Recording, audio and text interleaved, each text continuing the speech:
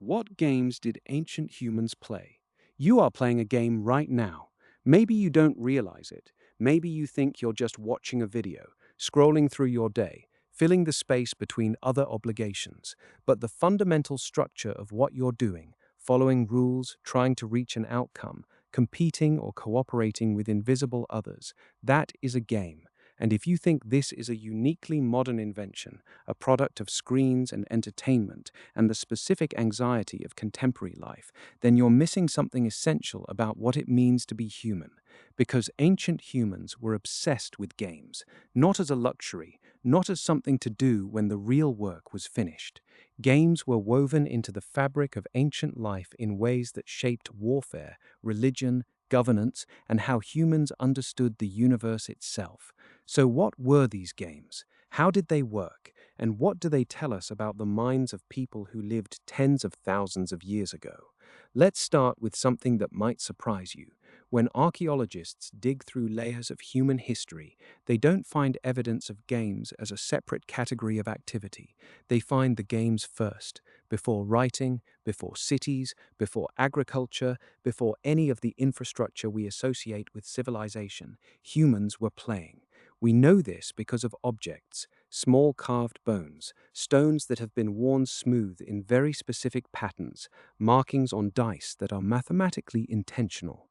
At archaeological sites in Turkey dating back 12,000 years, researchers found stones that had been shaped into playing pieces. In Mesopotamia, around 3000 BCE, we have the actual rules of games written down. The royal game of Senet in ancient Egypt. But these aren't the first games. These are just the first games that were important enough, consequential enough, that someone wrote them down. The games before writing existed in a different form entirely.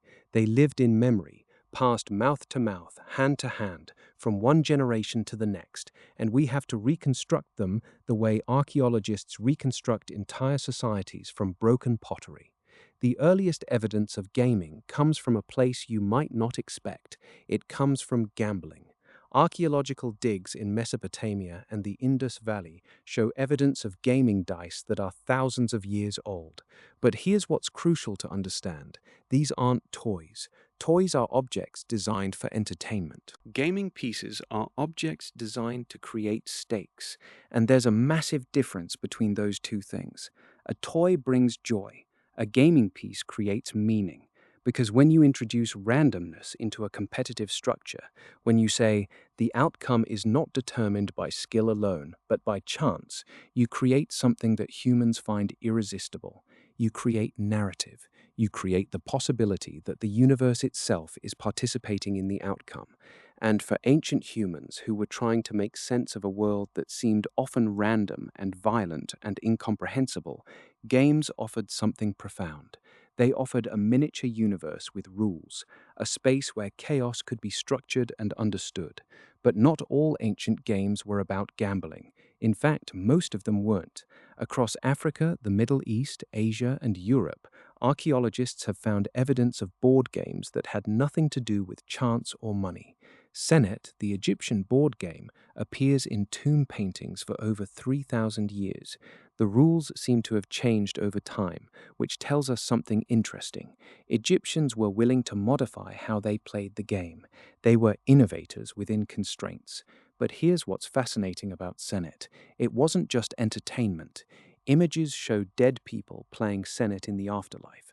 The game was so central to Egyptian culture that they believed you would need to know how to play it in order to navigate the journey after death. That's not just a game. That's a spiritual technology. That's a system for organizing your understanding of existence itself. The Mancala games are even older than that. Archaeological evidence suggests variants of Mancala were played at least 3,000 years ago in Mesopotamia and the Arabian Peninsula, and possibly much earlier.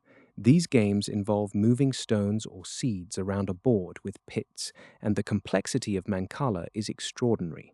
There are hundreds of variations, each with different rules, different strategies, different ways of calculating outcomes, and they all appear to emerge from a very simple human impulse: Take objects, create a pattern, and then disrupt the pattern in meaningful ways. The game of Mancala is a game of rhythm. It's a game of prediction. It's a game of understanding how a small action cascades into larger consequences. This is the first major pattern we see in ancient games: pattern manipulation. The human brain is a pattern detection machine. We are obsessed with finding patterns, predicting patterns, and disrupting patterns. And ancient games were machines for training that faculty. They were preparation for everything else you'd need to do. They were practice disguised as entertainment. But here's where it gets really strange. Around the same time that humans were developing these board games, they were also developing what might be the oldest game on record: hide and seek. Yes, the children's game. There's no archaeological evidence for hide and seek specifically because it doesn't produce artifacts, but we have indirect evidence in the form of cave paintings that seem to show humans hiding. And more importantly, we have fossil evidence that suggests humans evolved as a species in an environment where hiding was essential for survival. Then why would they turn hiding into a game? The answer is simple and profound. They were training their children. Every game an ancient human played was doing work. Hide and seek trained predator awareness, spatial memory, and the ability to remain still and calm under pressure. Every child who played it was becoming a better survivor. This changes how we think about ancient games entirely. These weren't escapes from reality. They were rehearsals for reality. They were compression chambers where dangerous, complex, high-stakes scenarios could be safely practiced, and the evidence suggests ancient humans understood this consciously. Among the Sami people of northern Scandinavia, children's games were explicitly designed to prepare them for herding reindeer. In Australia, Aboriginal children played games that were educational systems disguised as entertainment, teaching them about animal behavior, water sources, and seasonal cycles. These weren't separate from survival. They were the primary survival technology. But games also served another function, and this is equally important.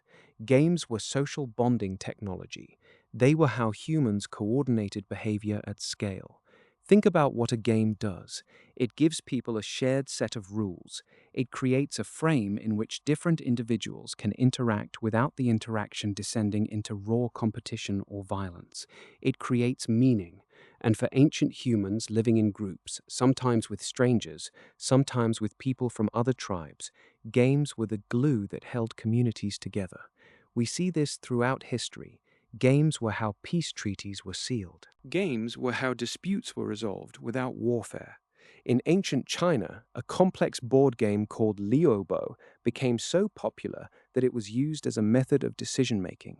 In medieval Iceland, games were how different chieftains displayed status and power without anyone getting killed. In ancient Mesoamerica, the ball game wasn't just a game, it was a negotiation tool. It was how rulers from different cities came together, how tributes were established, how power was redistributed. The game's outcome mattered because everyone had agreed, collectively, that it would matter. The game created a space where consequences could be real, but violence could be avoided. And then there are the games that were explicitly spiritual, the stick games played by Native American tribes, divination games played in ancient Africa, the cup and ball game played throughout Asia. These games weren't secular. They were ways of accessing something beyond rational understanding. They were supposed to reveal hidden truths. The I Ching, one of the oldest surviving texts from China, is fundamentally a gaming system. You cast coins or yarrow sticks, and the randomness produces wisdom. The assumption is that randomness is not actually random, that the universe is communicating through chance, and games were the language of that communication. What strikes you when you examine all these different games across all these different cultures and time periods is how fundamental the impulse is. It's not like humans invented games because they had extra time and energy lying around. Humans invented games because games do something that nothing else does. Games create meaning through constraint. They create narratives through interaction.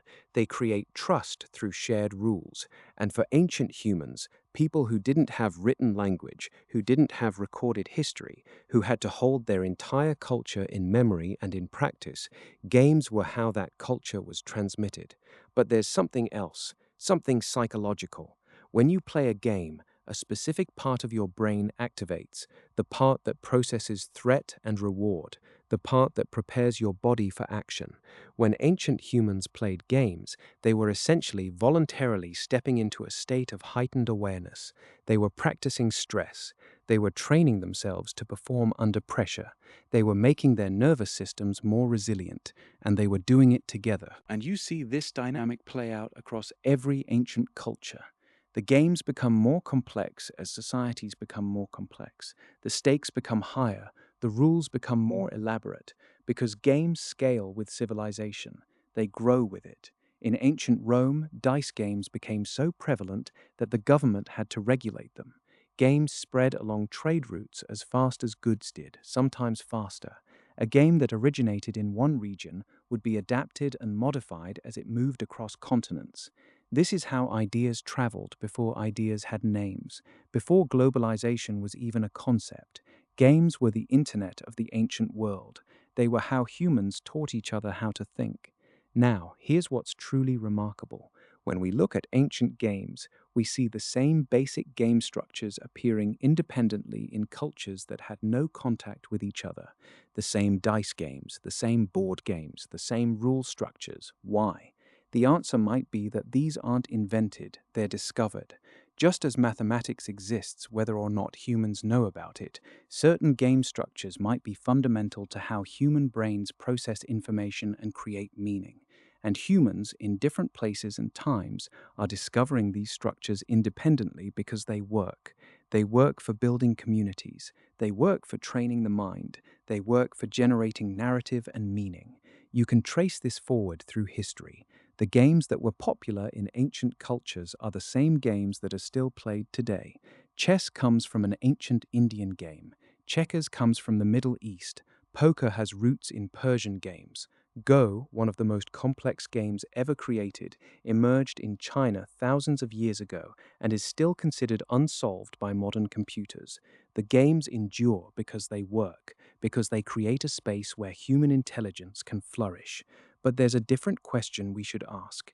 Beyond what games ancient humans played, why did they play them so much more than we do now? Modern humans spend a huge amount of time on games, video games, board games, card games, sports. But in terms of the percentage of our waking lives dedicated to pure gaming with no productive outcome, ancient humans probably devoted more time to games than we do. Why? Possibly because games were less clearly distinguished from other activities. Work and play were less separated. But also, possibly, because games offered something that the modern world has made harder to access. Games create a space where your actions have direct, immediate consequences, where you can predict the results of your choices with relative accuracy, where meaning is not ambiguous. In a world of survival and subsistence, where the weather could kill you and animals could eat you, and disease could end you at any moment, games might have been the only place where humans had control, where they could look at a board and say, if I move this piece here, then that will happen there. That's predictability, that's power, that's something that made the randomness of life slightly more bearable. This might be why modern humans return to games so desperately. We live in a world of unprecedented complexity and ambiguity, a world where our actions cascade outward in ways we can barely track, where consequences are delayed and diffused and hard to predict, where the relationship between cause and effect is obscured by layers of bureaucracy and technology and systems too large to comprehend. Games offer an escape from that. They offer a return to simplicity. They offer the possibility of mastery. They offer the chance to understand a complete system and to navigate it with skill and intention. And in doing so, they offer us a connection to something ancient, something that was there when humans first became human. The desire to create meaning, the desire to structure chaos, the desire to gather together and agree on rules and then see what happens when we follow them. When ancient humans played games, they were doing something that modern humans do in video game arcades and casinos and living rooms and football stadiums. They were entering a special kind of time. Time that doesn't count the same way that regular time counts. Time where failure doesn't have to be final. Time where you can try again. And in that space, they were becoming themselves. They were training for life. They were bonding with their communities. They were accessing something sacred. And they were proving that human beings are creatures who don't just live. We create, we imagine, we build systems to play within. And that capacity, that impulse to play, might be one of the most fundamentally human things about us. It might be the thing that made civilization possible at all.